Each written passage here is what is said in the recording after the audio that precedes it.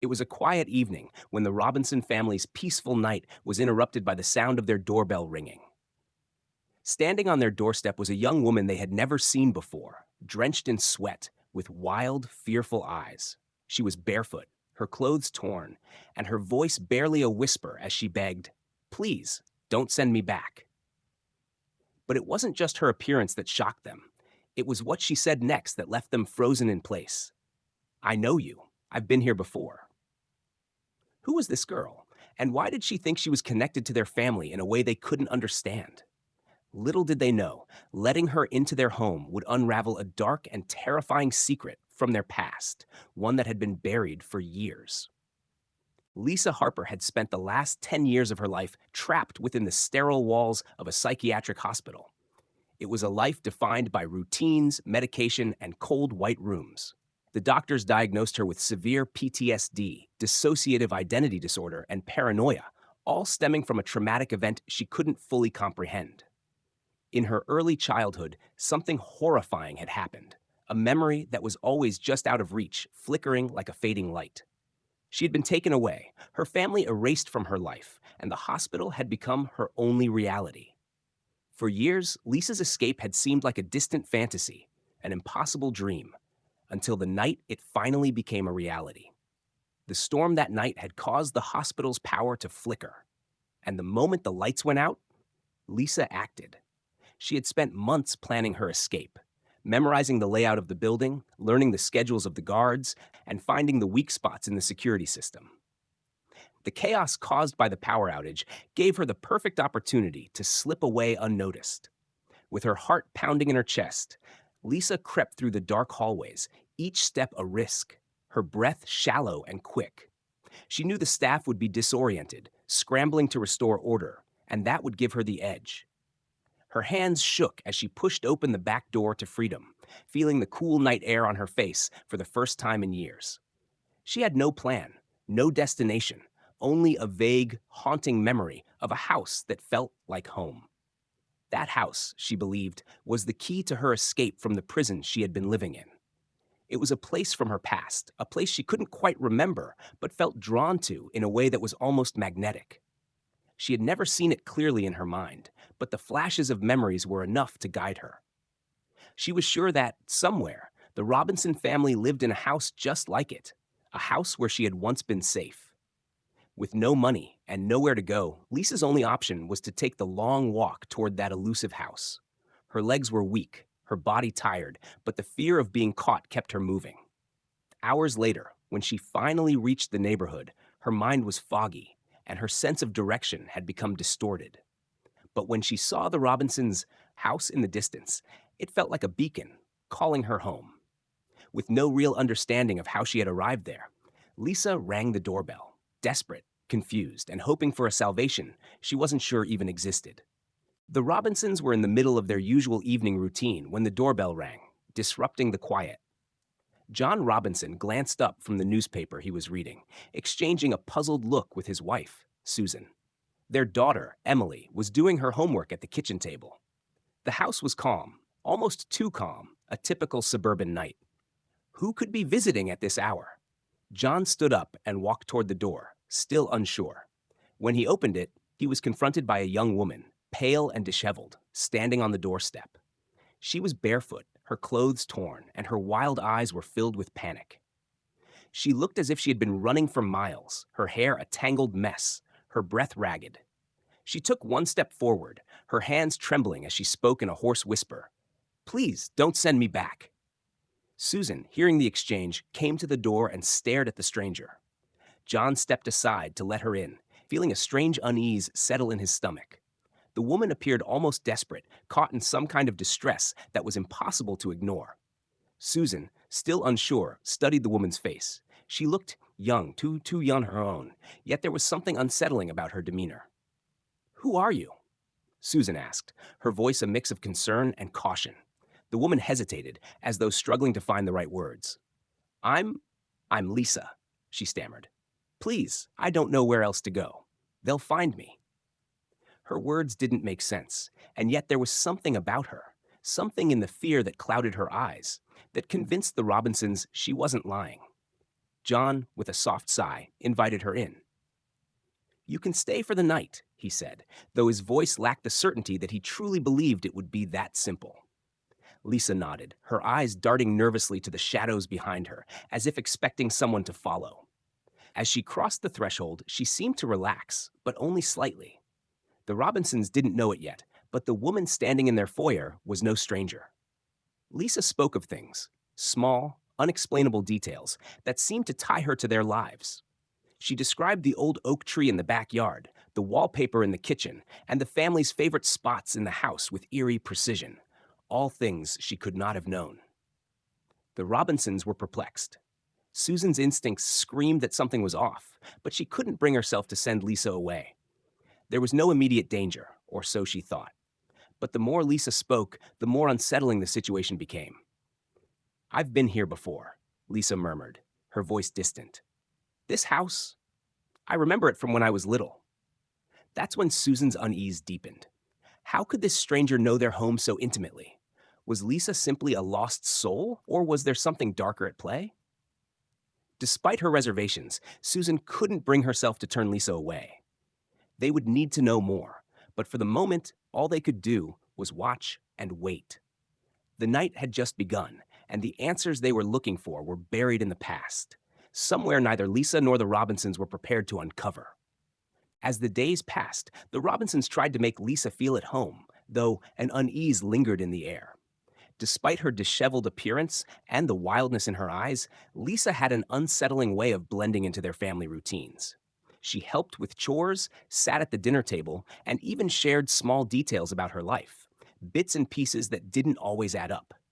The more they listened, the more John and Susan felt something wasn't quite right. One night, after dinner, Lisa disappeared upstairs to the guest room. Susan was cleaning up in the kitchen when she heard the unmistakable sound of someone walking down the hallway. It was nearly midnight. The house was quiet, and John had already gone to bed. But there, standing at the kitchen doorway, was Lisa, her wide eyes scanning the dark room. "Are you okay?" Susan asked, trying to hide the concern in her voice. Lisa didn't answer right away. Instead, she stared at the floor, her expression far away, as though lost in a memory that wouldn't let her go. "They're watching me," she muttered, barely audible. "They know I'm here." Susan's heart raced. She had heard Lisa speak about being pursued by someone, but each time the stories seemed to shift. First, it was a man, then a group, and sometimes it was even a shadow that followed her wherever she went. But now, in the middle of the night, this felt different. Lisa's tone was urgent, and Susan couldn't shake the feeling that something had changed. "Who's watching you?" Susan asked carefully. "Who's after you?" Lisa's gaze flickered toward the hallway, her face contorting with fear. I don't remember," she said, her voice trembling. "But they're coming." Over the following days, Susan couldn't help but notice more strange behaviors. Lisa would wander the house late at night, peering out the windows and locking doors that didn't need to be locked. Her eyes would follow the shadows in the corners of the rooms, as if expecting someone to step out. Sometimes, Lisa would sit in the dark, muttering to herself in a language Susan didn't understand. It was as though she was slipping further away from the reality they shared. One morning, Susan noticed something else. Photographs that had once been displayed on the mantelpiece were now missing. The small trinkets on the shelves were out of place, moved as if someone had rifled through them. Lisa denied having touched them when questioned, but Susan couldn't ignore the strange coincidence. The more Susan tried to make sense of Lisa's behavior, the more she felt trapped. On one hand, there was a genuine need to help this lost soul. She could see the pain in Lisa's eyes, the deep scars that no amount of care could erase. But on the other hand, there were too many inconsistencies, too many moments that felt like pieces of a puzzle that didn't quite fit. And now, with the strange occurrences and Lisa's increasingly erratic actions, Susan found herself wondering if they had taken in someone who was far more dangerous than they could have imagined. The unease grew when John discovered news reports about Lisa's escape from the psychiatric hospital. Authorities were searching for her, warning the public that she was unpredictable and potentially violent. The Robinsons hadn't known about Lisa's escape when they first took her in. Now, knowing her background, Susan could no longer dismiss the possibility that they were harboring someone who wasn't simply lost. She might be a threat. But as the days wore on, Susan found herself asking, if Lisa was a danger, why did it feel like the house itself was reacting to her presence, as though something dark was awakening from the past? Emily had always been the most open-hearted member of the Robinson family, eager to help anyone in need. It wasn't surprising, then, that she was the first to grow close to Lisa. Despite the strange behavior, Emily felt an inexplicable bond with the woman. She would sit with her for hours, listening to Lisa's fragmented memories, trying to piece together the puzzle of her past. There was something about Lisa's vulnerability that Emily couldn't ignore. A quiet sadness in her eyes that seemed to resonate with her own deeper emotions. One night, as Emily and Lisa sat in the living room, flipping through old photo albums, Lisa's gaze lingered on one particular picture, a family photo from when the Robinsons first moved into the house. Lisa's fingers trembled as she traced the edges of the frame, her eyes locked onto the smiling faces. Then, without warning, she turned to Emily, her voice shaking. "I've seen this house before," she whispered. "I used to live here." Emily froze, staring at Lisa, unsure of what to say. Lisa had said strange things before, but this was different. It wasn't just a vague memory or a random comment. It felt like she truly believed it. Lisa's face grew pale as she continued. "I used to play in that treehouse in the backyard. I remember it clearly. You even used to swing on the tire swing." Emily blinked, her heart pounding. The Robinsons had never had a treehouse or a tire swing. They'd moved in years after those things had been removed, but Lisa described them with such detail that it was impossible to ignore. Emily's mind raced, her thoughts a blur. Was this a hallucination? A product of Lisa's disturbed mind? Or was there something deeper, something hidden in the past that no one had ever told her? That night, after Emily went to bed, Susan found herself unable to sleep. She lay awake, her mind circling around the conversation from earlier. Lisa's words echoed in her head. "I used to live here." But how was that possible? The Robinsons had bought the house from another family years ago, and nothing in the town's history suggested that anyone named Lisa had ever lived there before. There was no record, no trace of her. Unable to ignore the gnawing feeling in her gut, Susan went to the attic the next morning. She searched through old boxes of photographs and papers that had been left behind by the previous owners, hoping to find some clue that could explain Lisa's bizarre claim.